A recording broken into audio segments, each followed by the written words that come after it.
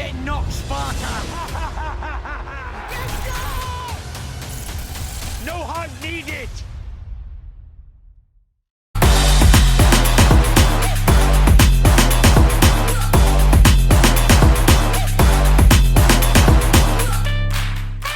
This is Couldnt CASSIUS for IFL TV, proudly sponsored by Everlast.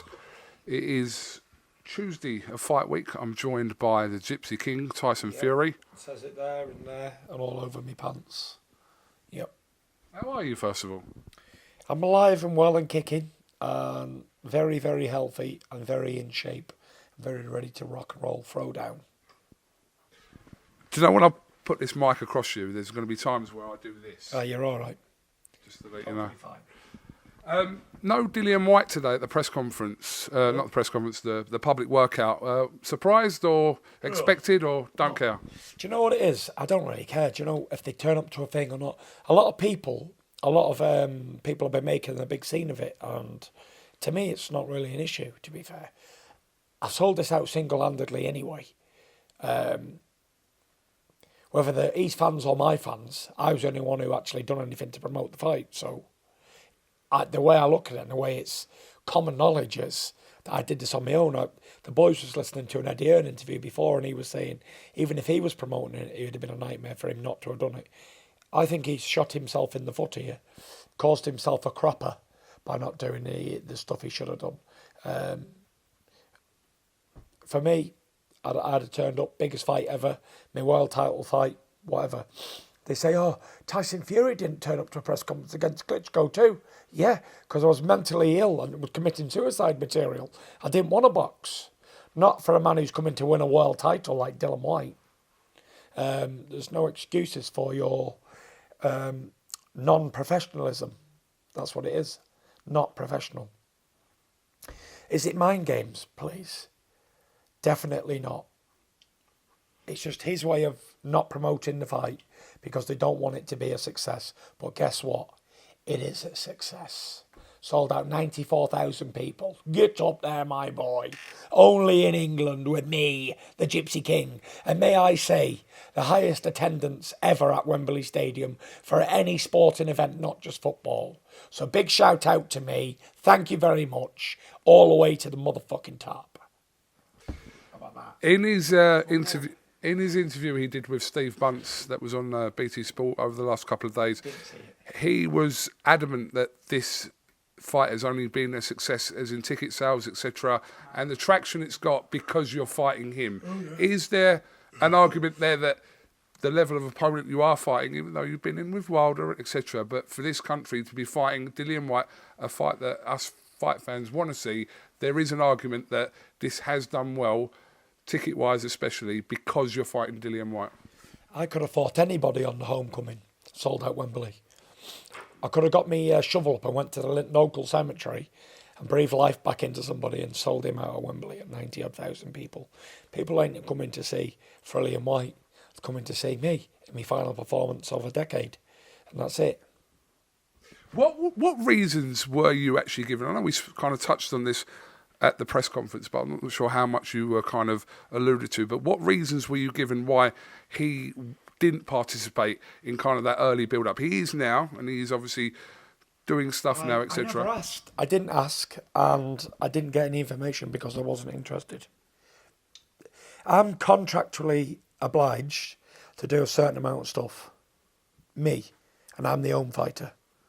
So I do it. Press conferences, pre-fight stuff, interviews, whatever I have to do, I do it because it says it on a contract that I signed. And if I don't do it, guess what? I've breached contract. And I don't want to breach because I don't want a court case because they're all shit and I can't stand them. And it just drags on. So I ain't breaching anything.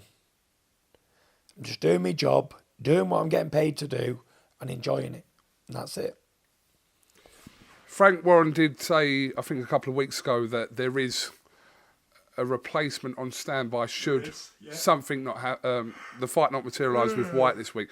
So there must have been some concern that he wasn't going to fight this week from from your team? At some point, there must have been for Frank to have said that about a replacement, but No, not really. We always have a standby opponent for these big shows because you never know what happens. The guy could fall over and break his foot or whatever, break his arm.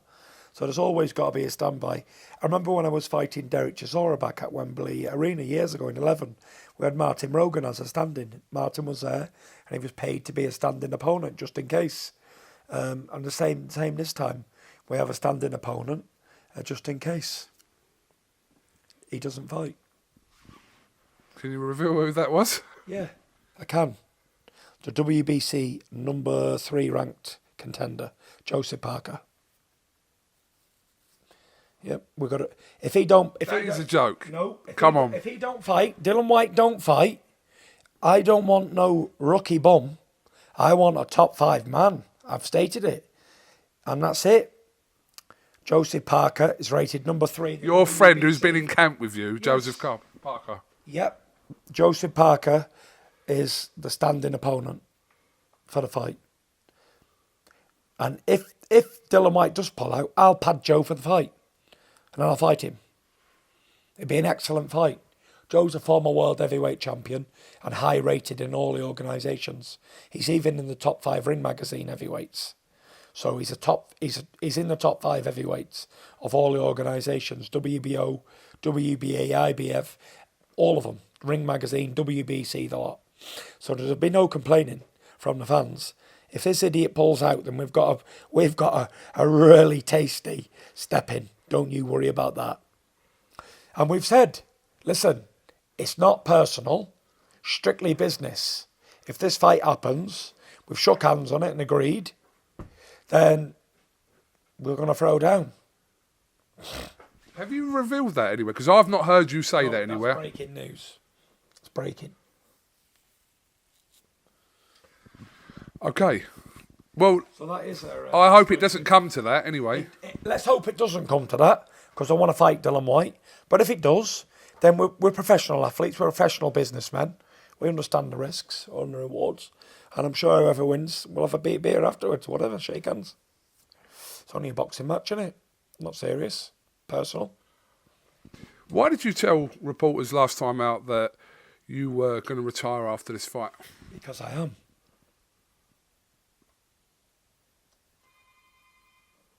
Get the door, one of yous. This is. I'm not saying that you say a lot of things, but there have been a lot of things that you've said in the past that we feel like you say for effect and almost to kind of taunt the media in a certain way. No. I assumed it was one of those things that you were saying. No. This is it. This is the final countdown. This is the final curtain for the big GK. It doesn't get any bigger than this. This is it. 94,000 people, Capital Stadium, London. There's not much more I can do, defending my belt at home. I was going to retire after the last Wilder fight. Me and Paris agreed this would be it in the changing rooms, like even before the fight happened, at home in the room. Don't want no more fights. Thank the Lord. Great. Then after the fight, this opportunity came along to fight here at home at Wembley. And even though I wasn't really keen on it to begin with, I thought that I owed the fans that much to fight back at home for the final time. Because I've been away. Most of the success I've had in the latter end of my career has been in America. So to return home after a long voyage abroad and give the fans one last showdown, I think I owe it to the fans who stayed up late at night to pay-per-views and whatever supported me along the journey. But this will be the end, for sure. Would you take offence to anyone disbelieving or doubting what you're saying? No, because the common factor is that people are greedy and they wouldn't be able to understand how someone would be willing to walk away from a double Euro jackpot win for having one more fight. But I've been taking a lot of advice and counsel from a very, very, very intelligent person. One of the cleverest men in history, the cleverest man in history, and the richest man in history as well. And he said that the best things in life are eating and drinking and enjoying your work.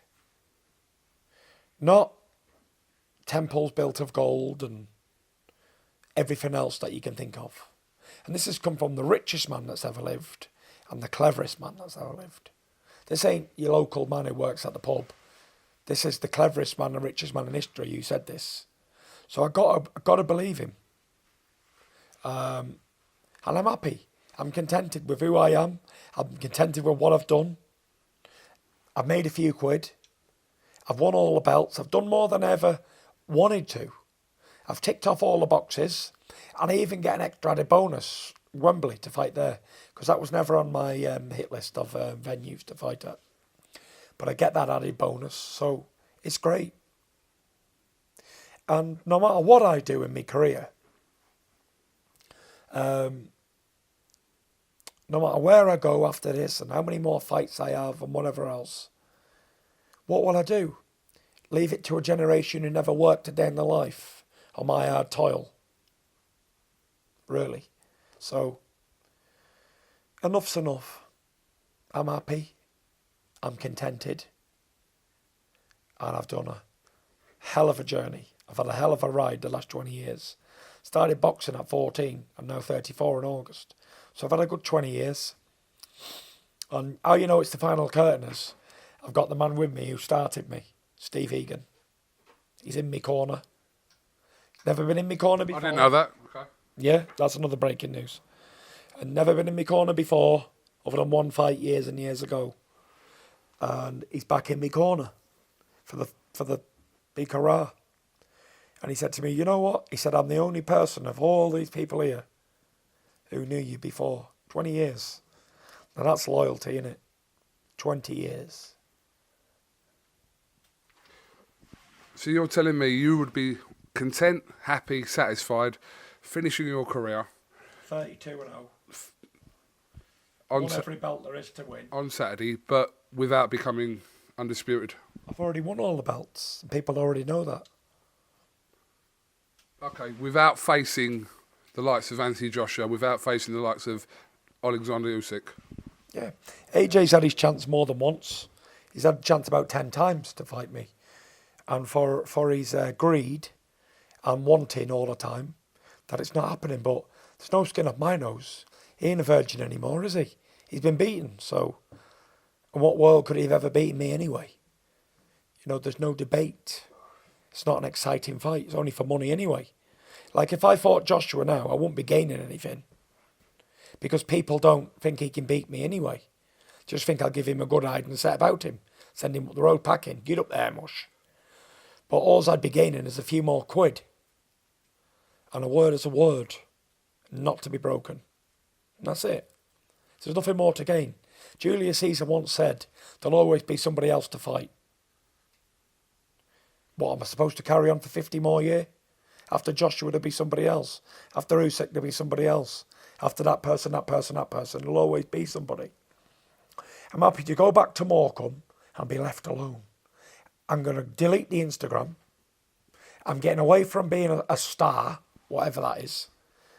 And I just want left alone. I want to be left alone to live my normal little life, pathetic life that I live, up in Morecambe Bay, going to school, doing the bins, going to the tip, getting a haircut, valeting the car, going out once a week and training every day. And that's what I like. Leave me alone to my business. There's not much to ask, is it?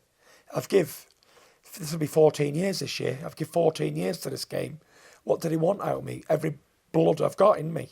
I've got no more blood to give. This is it. I've got no more to offer. Done. So win, lose or draw on Saturday night, there'll be no more fights. When you talk about Joshua there, over the last 10, 15 years, the most sought after fight that people in this country have wanted to see. Yep.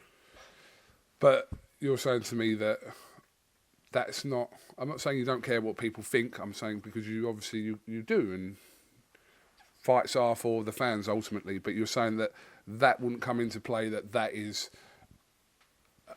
the most sought after fight that I can remember for like the best part of 15 years.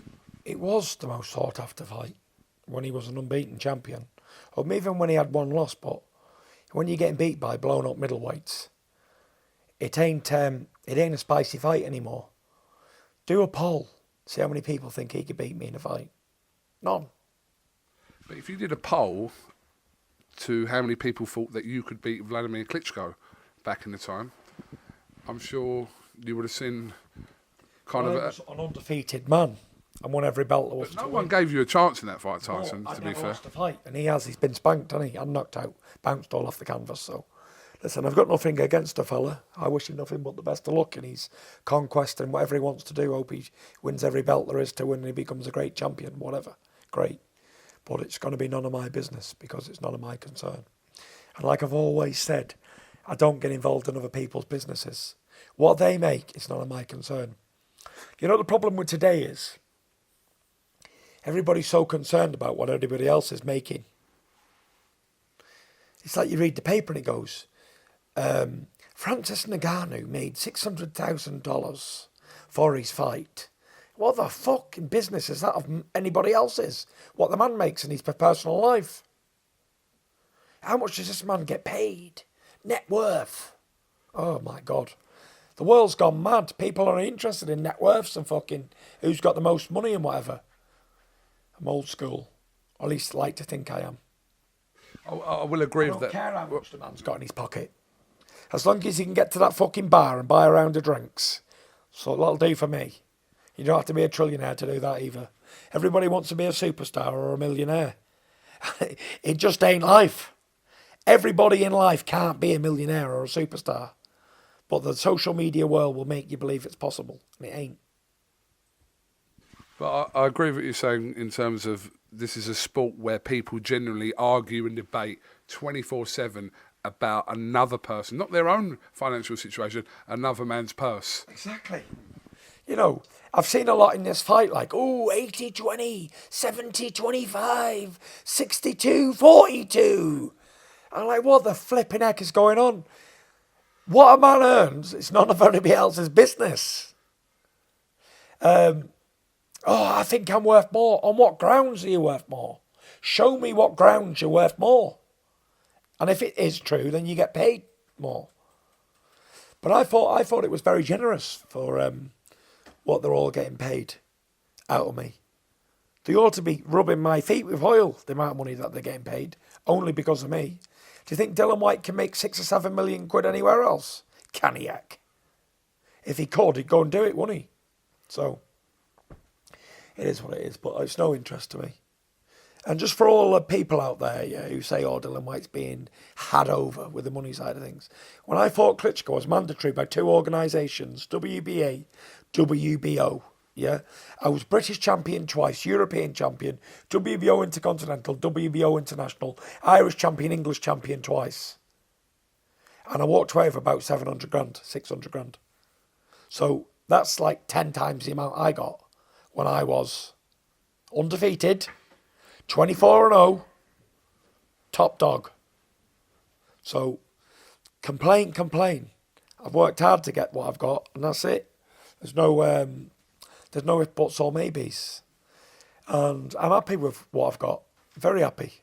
I've not made the most money out of everybody. I haven't made the less. But does it really matter? Not really. Can we take it with us? No. What chance do you give Joshua to beat Usyk in that rematch? Can you do that? I've asked, some people asked me that question today. And the answer, the real honest answer from the heart is I couldn't give a flying hoot sniff who wins the fight. I really don't care. It's none of my interest at all. I don't care if AJ knocks him out in 1 round or if Usyk gives him a boxing lesson again. I really don't care. None of my concern. Let them crack on with their own business. Because like I said, I stay in my own lane. I only focus on who I'm fighting at the time and that's it. There was time where I was concentrating on what Joshua, if the fight was going to happen, maybe. If it was going to happen, it'd have happened already. And I said that. I said that only a few months ago when it was about to get done. I thought, if it ain't happening now, it's never happening. And that's it. And I can't live my life on a wish and a hope and a prayer, living for other people. I ain't doing it. I'm happy, very happy. I'm a very blessed person. God's blessed me abundantly. And I pray on my hands and knees every day and say how happy and thankful I am for what I've been given. And that's a lot. Health and strength and a family. You can't beat that. The rest of it will come and go. Just as an opinion, do you think we'll see Deontay Wilder back in the ring again? I don't know, to be honest. It's been a while, hasn't it?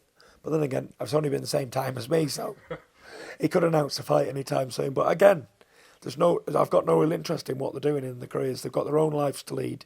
I'm sure he's pretty upset after what happened to him. I'm sure he's got reasons why. And that's it. And it won't be the honest reason where the man was a better man than me. But it'll be some skullduggery, I suppose. Your relationship with Sugar Hill seems to be going from strength to strength during each camp, and I'm sure you two, as not just inside the ring but outside the ring, of your relationship has kind of developed and blossomed as well. Yes, we had a good relationship 10 years ago, and then 12 years ago now. And we rekindled a few years ago, and we've had plenty of training camps together. I've never done so many boxing training camps back to back, and I've never been as happy in training either. So it's good to have somebody like Sugar around, because he's not only good at boxing teaching, he's also a good person. He's a good-hearted man, and I like good-hearted people, and that's a good reason to have Sugar Hill around me. Other than he's a great boxing trainer, coach, teacher. Also, for the first time in a while, your dad's been in camp, and he's going to obviously be around fight week, etc. He's not been able to come over while you've been fighting in America over your last 4 or 5 fights, but that's got to give something different. Does it give something different? Does it make a difference having your dad around? It's nice having my dad in camp. My dad's done 6 weeks in camp with me. 6 or 7 weeks, I think. We was there a week, just me and my dad and George, just eating clean, and then Sugar came, so we did 6 weeks together.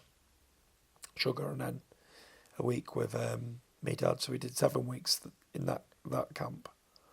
It's been good, very good. It's been good having me dad oversee stuff and whatever.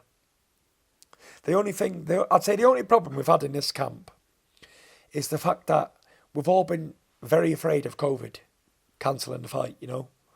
So it's like when everyone's been going out to the shop or whatever, I'm like, I've been really up on my high toes about it all. Because I just don't want to catch COVID and come down with a thing and all that. So, and they've been going to do shows and commentaries and stuff, and I've been giving everyone a hard time, really, for the whole camp. But I suppose better to be safe than sorry. Because I've had COVID 3 times, believe it or not. Have you really? Yep. 3 times. Right, by the time this interview goes out, this will be the day of the press conference, and you are actually going to come face to face finally with Dillian Whyte. What can we expect to see at today's press conference, do you think? I'm not really sure, to be honest. Whatever he wants to do. If he wants to punch me in the face, crack on. If he wants to grab me by the throat, whatever he wants to do. I don't really care what they want to do to me. They've all wanted to do to me before. It is what it is. I expect it. Tensions are high. Bloods are running, and who knows? Punches might fly. I don't know. But in these press conference situations with yourself before, we've kind of seen you really come into your own, but we've also seen Dillian Whyte being that kind of... chucked at him before. From Derek Chisora. Chucked in his face and called a donkey. We've seen it all. But I suppose until it happens later on today, we're not going to know. So, listen, we're there to do a job. We're getting paid to do a job.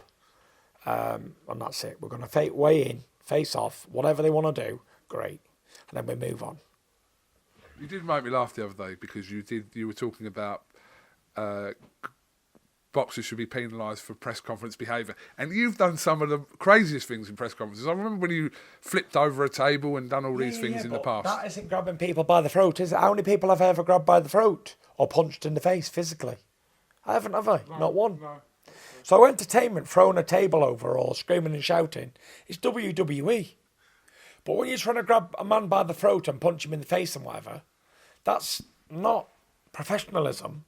That's losing control. So I do think they should be penalised Me and Sugar Hill had a good conversation about that. And let's not forget here, Sugar Hill was a Detroit police officer for 14 years, right? So he knows about all this, right? Go on, Sugar! Dropped him right in it! Right, yes.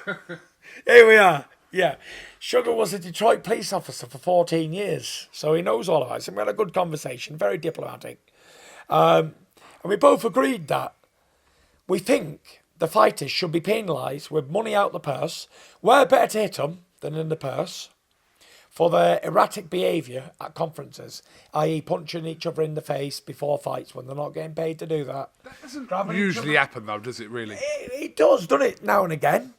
All that shoving each other and grabbing each other's face and all that. I just don't get it. That ain't making people interested in the fight. Oh, did you see him? He actually pushed him in the face today.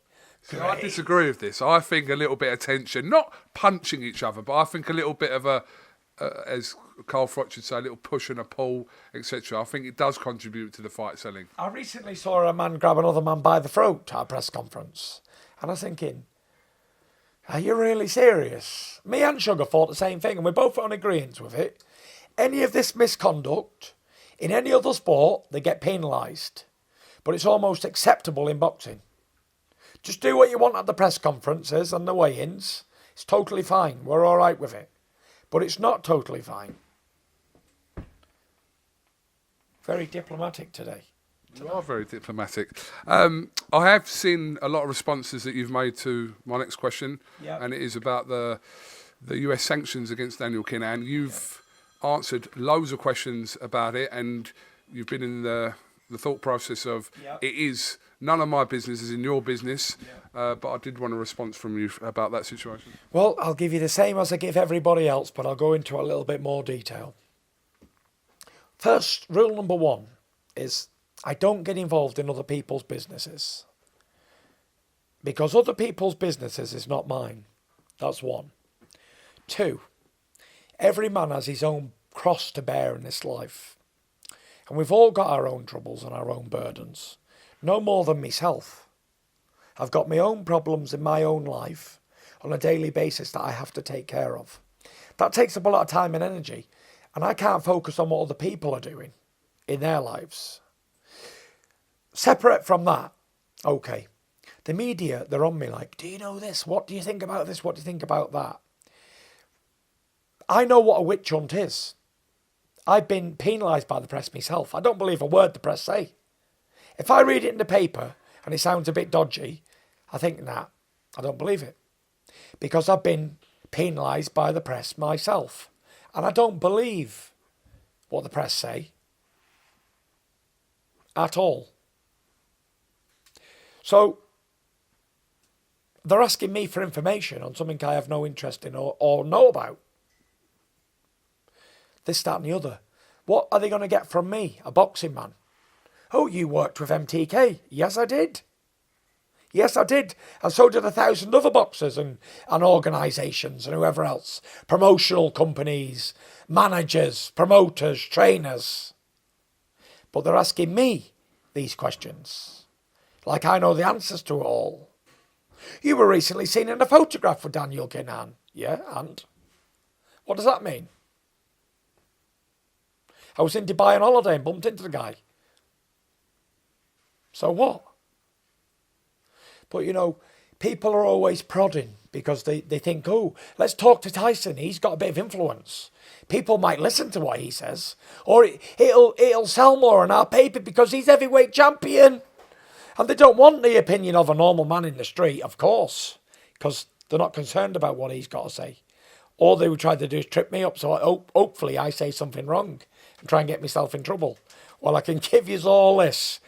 There's no trouble coming from me because I'm not interested. I don't get involved at all. And another thing is my father went to jail for 9 years for having a fight with a fella. Got into an altercation, ended up having a fight, and the fella lost his eye. And he went to prison for 9 years, whatever it was. So, and he had to deal with that, and so did I. But that ain't the man in the street's fault. That ain't the next door neighbour's fault. Ooh, why did John do it? How the fuck do I know why he did? I wasn't there. Do you know what I mean? Like, you can't ask Sugar Hill, why did my dad go to jail on that day? Why did he do what he did? He don't know, he wasn't there. Just like I don't know, because I wasn't there. I don't know why the US have sanctioned the man, whatever. I don't know. I'm not a lawyer. I'm not a politician. I suggest if they want in-depth interviews and stuff, please go and speak to my lawyer, Robert Davis. Because they may know more or what they're looking for. I don't know. Am I following the guidance rules? Yes. Do I like to go back to America? Yes. I have a property there. Of course I want to go back to America. Is there any more that I can give you an honest opinion of? I don't know. Is there anything more you can probe me with to try and get a different response that I haven't thought of? Because I'm quite sick of it all. I'm fighting for the heavyweight championship of the world, and they're bringing somebody else's business into my world, the boxing world, of a fight night a few days before. And quite frankly, one, I think it's disrespectful to both fighters, and two, I think it's absolutely ridiculous that the press, so-called top journalists of this country, are bringing something that's got totally nothing to do with me and my boxing fight into a couple of days before a fight. They ought to be ashamed of themselves. But I suppose it's their bosses asking them to be great journalists and not report on the fight, report on some bullshit. So it is what it is. But what is important for you is this week, you have in front of 94,000 people this week. You're saying it's your last one. You've got a job to do. Yes, I have, and I've got a very tough job to do in Dillian Whyte. And with all the joking and everything aside, Dillian Whyte's a very good fighting man. He's not lost many out of 30-odd fights. We're the same age, same weight, same amount of experience. The fella's is a good fighter. He can fight. He's no mug. He wouldn't be a mug rated at number one by the WBC for the last however many days, 1,000 days. So, I've got my work cut out. And if I make a mistake with Dillian Whyte, he'll make me pay, won't he? With a big left hook up the temple. You top, dosser. And I'll think, yep, good one. Fair play, because I did that mistake and I deserve cracking with that one. So, listen, I don't underestimate nobody. Nobody. Whether it was Tom Schwartz, Otto Wallen, Deontay Wilder, Klitschko, everybody. I trained hard for everybody. I never not trained hard. I always see in the interviews and papers, oh, has Dillian Whyte got a chance? Has this person got a chance? Yeah, if Tyson don't train for this fight, how is Tyson not going to train for an heavyweight championship of the world? Tyson's probably the fittest heavyweight out there of all of them. Even though I'm chubby and I look overweight, but I'm not. I went at a frantic pace the other day for 11 rounds and got a KO in round 11 after getting off the canvas twice. If I wasn't as fit as fire, I'd have never got up off that floor and I wouldn't have recovered and got a knockout in round 11. I am the fittest big man on this planet. There ain't no one fitter. 6'9" and near 20 stone. I can run all day and fight all night. And fuck all afternoon. Get up there, my boy. So, it's just last one from me. What actually happened in this sparring session? Because I know it's going to be probably brought up at some point. Sparring session? Which one are we talking about? The ones with Dillian Whyte. I've had about 100. We sparred. The truth of the matter is, we done some sparring a long time ago, 10 years ago. He come up to Bolton. He come up to Warrington. He even come over to Holland to help me prepare for David A. back in the day. So we're not strangers. I think it was like 2011, 2012, 13. Could have been like 12 and 13, actually. So Dillian Whyte's a good fighter, It is what he is. There's nothing much he can say from a spar. It's like, ooh, I could say for the cameras, yeah, I battered him. Or he could say, yeah, I battered him. But really, it was a spar. He helped me out and I paid him for his services. Do you know what I mean? Just like Martin Bacoli for this fight. Just like Jarrell Miller. And just like David Adelaide, we've done hundreds of rounds of sparring together. There is no, ooh, I beat these guys up or they beat me up. It's a sparring match to prepare me for a job that I'm about to do. Do you know what I mean? Like, when me and Dillian Whyte were sparring each other all them years ago, it wasn't like, ooh, I've got to beat Dillian Whyte or he's got to beat me. Dillian was there to help me prepare for my fight. and in which he was getting paid to do a job, and he got paid well, and he got looked after. Like, he got looked after like one of my own family. No different. We ate the same food, we slept in the same place, we drove in the same car. There was no difference. So I've got nothing to say bad about Dillian Whyte as a sparring partner. He did a very good job, he helped me out. You know, I've got nothing bad to say him about a fighter. In fact, I've encouraged him, his career, and give him good advice, and tried to help him when he was out and down. Does that make me a bad person? Does it, heck? Make me a bad person. It makes me a good person. And only even recently, when he had a shit performance against Marius Wack, I texted him and said, chin up, mate. Everyone has a good nights and bad nights, whatever. I haven't got the message, it's gone. I don't keep messages. I delete them. And that was it. It is what it is. Did he put you down? About 56,000 times. The question you can't hear is, did he put you down from Shane? I've just told you about 8,600 hear times. Did he put me down? Listen, all the sparring talks, I've never been put down in a spar in my life, ever. I've been put down in my life in a ring with little gloves on, and 10-ounce gloves on. But even in the sparring the other day, yeah, when I was in the sparring, like, I'm getting hit up the head with big heavyweights. My dad's like, ooh, are you feeling them? I said, Dad, the 20-ounce gloves with a big head guard on. If I'm getting hurt and wobbled in a spar, please, have a day off, will you? But yeah, there ain't much to say anyway. But we'll see anyway, we'll see. We'll see if he's even in his prime anymore. A lot of people have had their opinion about you having Jarrell Miller in camp as well, as they always do. Why would they know? Why would they complain about Jarrell Miller being in camp? Go on, tell me. Just over his recent situations, that's the reasons why I've seen that people would question that him being in camp with you. But yeah, what? Elaborate, please. Because of his drug test. Yes. Yeah, someone said in the background that's why Dillian Whyte was in camp with me, because he wasn't able to fight. But do I point fingers? I don't. I give everybody a chance, and I take people through who they are as individuals, not what other people say about them. I don't judge a man off what somebody says about the man.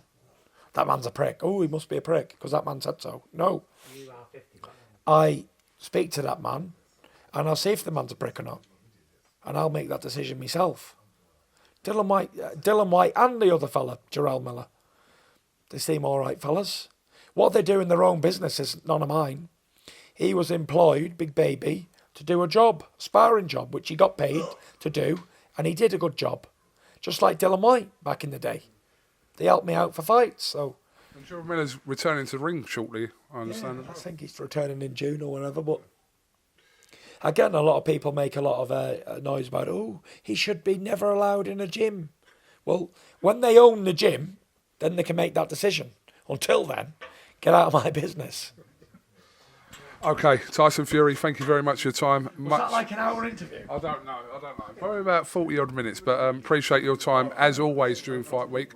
Yeah, Saturday night, oh my God. I mean, the weigh-in obviously open to the public on Friday at Box Park. How many does Box Park, is that Box Park was in today? Yeah. How many could you get in there? I don't know.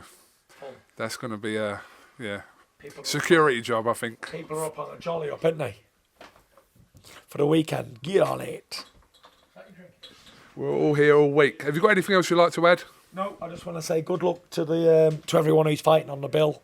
Again, I've said it many times, but a massive thank you to everybody who bought a ticket. If you're one of those 94,000 people, or if you're going to be one of the people who's paying on a pay-per-view, then big respect to you and thank you for making this available, making it happen. And everyone who supported the show, big shout out to you guys, because without you, it wouldn't have been the biggest gate in history. And the boxers are nothing without the fans, like all sports people. So, big respect. Shout out.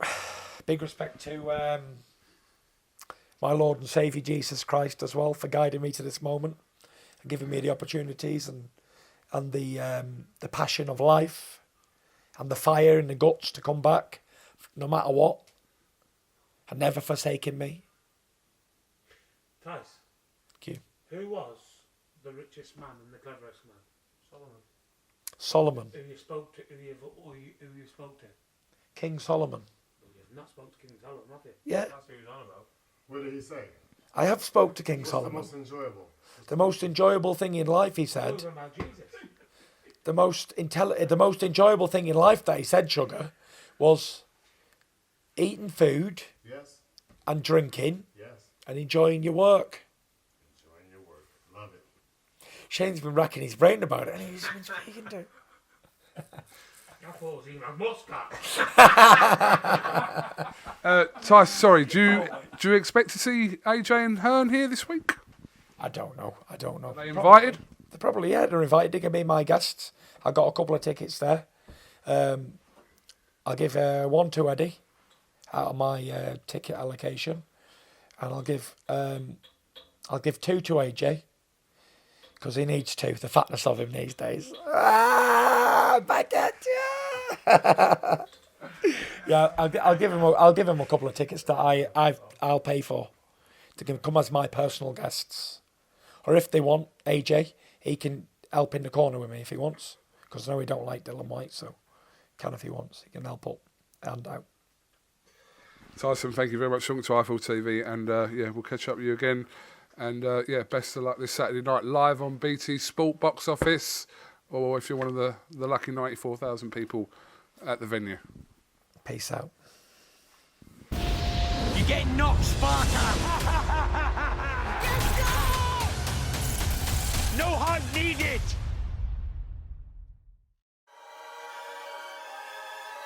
Welcome, Team Everlast, to the Team Everlast Fitness app.